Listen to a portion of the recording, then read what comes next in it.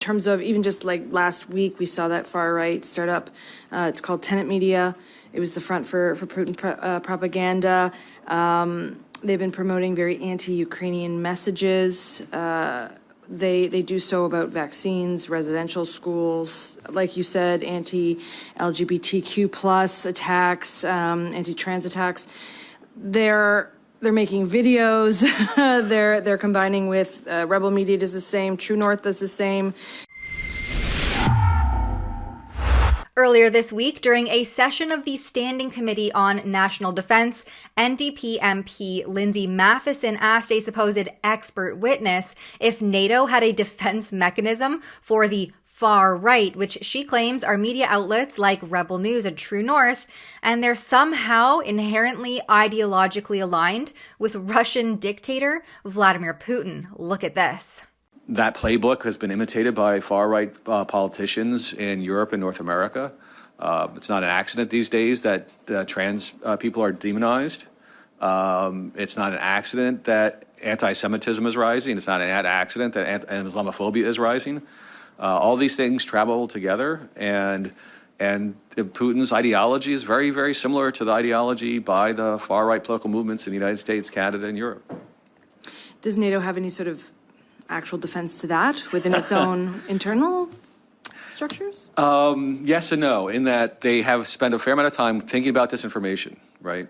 So they have a strategic communications center of excellence in Latvia. They've been talking about disinformation for quite some time, but the problem is, I had a graduate student work on this, that foreign election interference and that stuff depends crucially on domestic allies. So it really depends on the domestic politics of each member of NATO about whether the right-wing parties will fight against the far right or ally with them. Then Mathyssen has the audacity to amplify misinformation by lumping Rebel News in as being some sort of Russian propaganda front group paid for by the Kremlin. In terms of even just like last week, we saw that far right startup.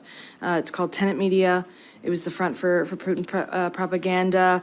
They've been promoting very anti-Ukrainian messages. They do so about vaccines, residential schools, like you said, anti-LGBTQ plus attacks, anti-trans attacks.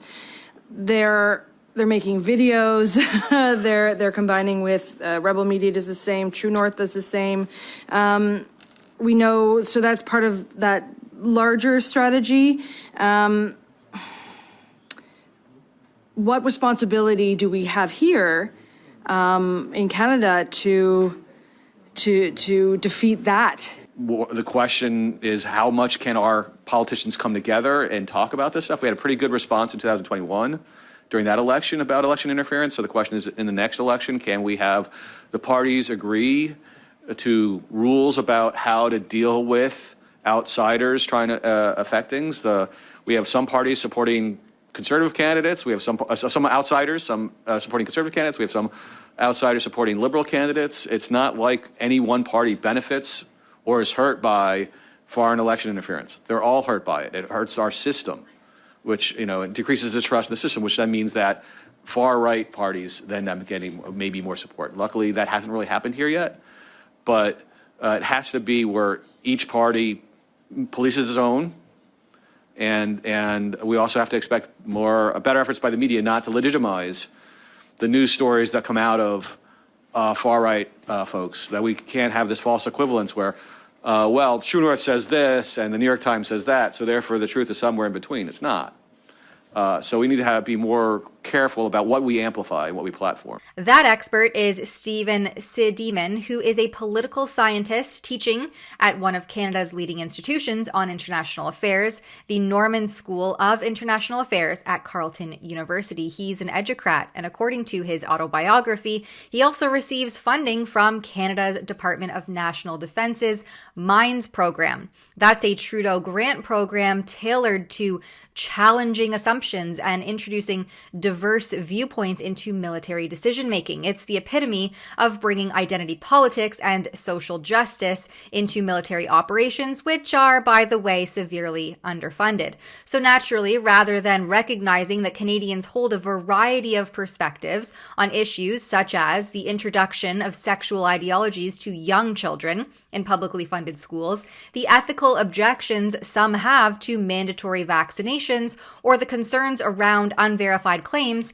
about residential school graveyards identified by questionable ground-penetrating radar, the discussion is reduced to mere accusations of being Russian propaganda.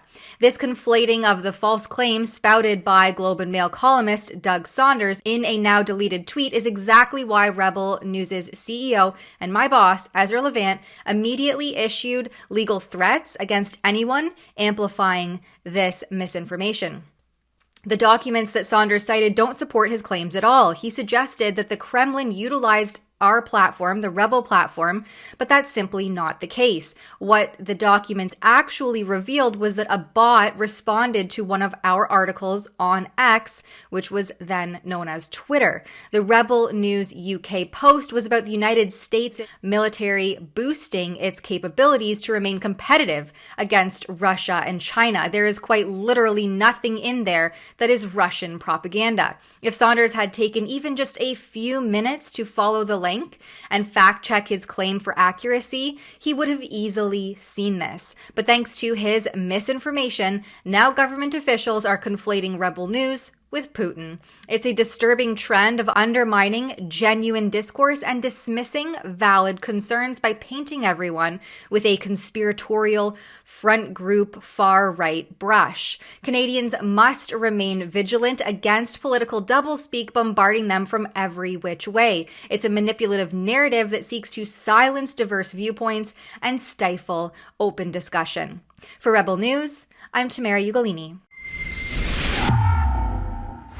If you're craving discourse and discussion, then come out to Rebel News Live this October 5th in Calgary, Alberta. Tickets are on sale now at rebelnewslive.com. The speaker list is impressive, and of course, you can always meet fellow rebels in the wild. Get your tickets now at rebelnewslive.com.